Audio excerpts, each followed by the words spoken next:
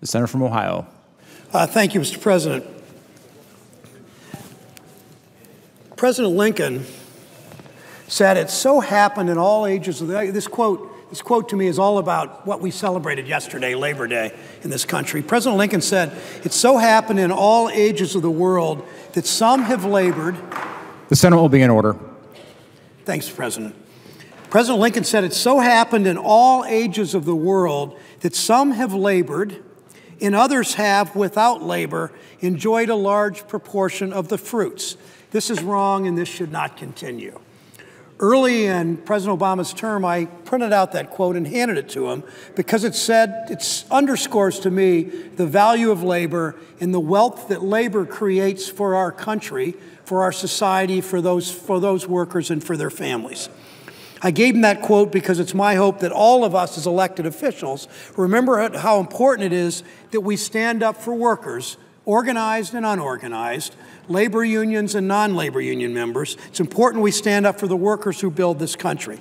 They laid down the railroad tracks that move people and products across the country. They work on shop floors. They innovate as they labor. They toil in mines. They dug the coal that would power our trains and our factories. These workers build our strong middle class. They continue to be the backbone of our economy. Over the past month, as many of us did, in our states, I visited factory floors across Ohio. At each stop, I witnessed the ingenuity and dedication of workers.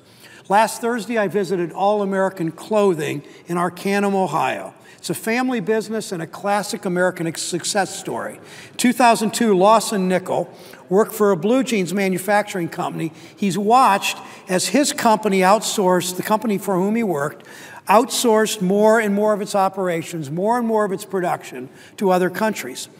Lawson Nickel was appalled as he saw coworkers and friends losing their jobs all the way in the supply chain of this company. He knew he had to do something. He left his job. He founded All American Clothing Company in Darke County, a rural county west and north of Dayton, Ohio. He started making jeans in Arcanum, Ohio, right here in this country. The first few years were difficult. The company survived on family savings and financial risks and long hours and a little bit of luck. 13 years later, All American is proof that you should never bet against American workers. The jeans aren't only made in Ohio, they're made in other places all over this country. The company grows. The company expanded in 2012 with the help of a low-interest CDBG economic development loan, only $150,000. Its products are 100% American-made. Its products support Ohio jobs. Lawson's business is a family affair. His son, B.J. Nickel, is a co-owner and company president. B.J. told me, "It's not about greed for us. It's about giving people jobs and making a decent living." Travel across Ohio, travel across the country, you'll find more companies like All American thriving on the talent and the tenacity and the hard work and blood and sweat and toil and tears of American workers.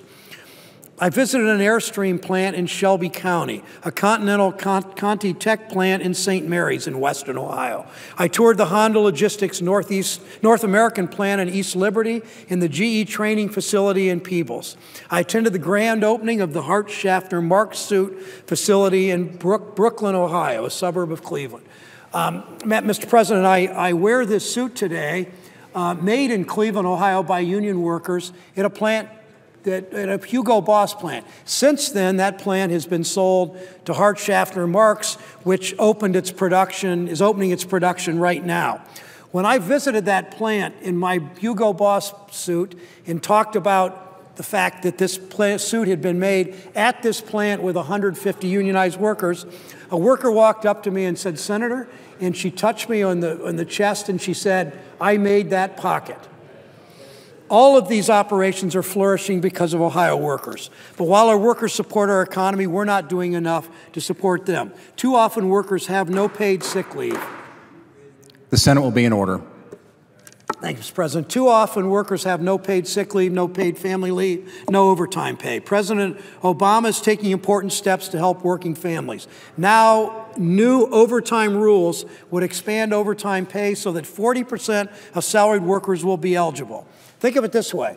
A worker that's an employee who is a shift, who is the shift manager on, say, the second shift at a fast food restaurant. That worker is classified as management, maybe making only $30,000 or $35,000 a year. Then they work that worker more than 40 hours a week. That worker gets paid no overtime because that worker is classified as supervisory. That's wrong.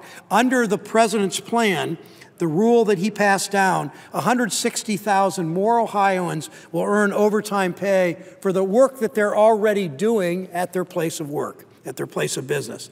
This week, the administration announced that federal contractors will be required to provide up to 7 days of paid sick leave each year. It will mean 300,000 Americans working on federal contracts will be able to stay home if they get sick or take a day off to care for a sick child. It means they're less likely to show up to work when they might infect somebody else with the illness they have, so everybody's more productive.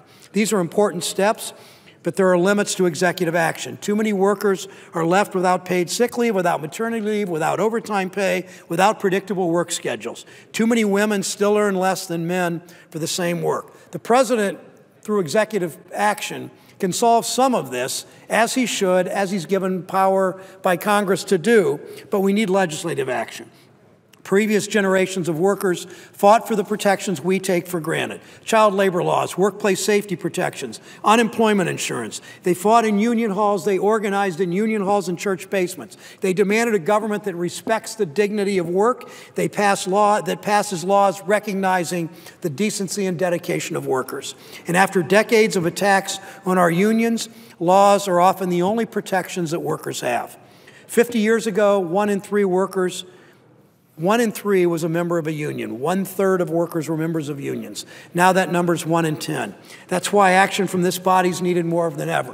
Workers, when they're organized, when they have a union, are protected so that they are paid overtime that they earn. They're protected often on providing sick leave and maternity leave. They're protected because of their union from injury in the workplace. That's why, because not as many people belong to unions today, it's why we need to pass the Healthy Families Act. We need to pass the Paycheck Fairness Act. We need to pass the Schedules at Work Act. We need to pass the Pregnant Workers Fairness Action.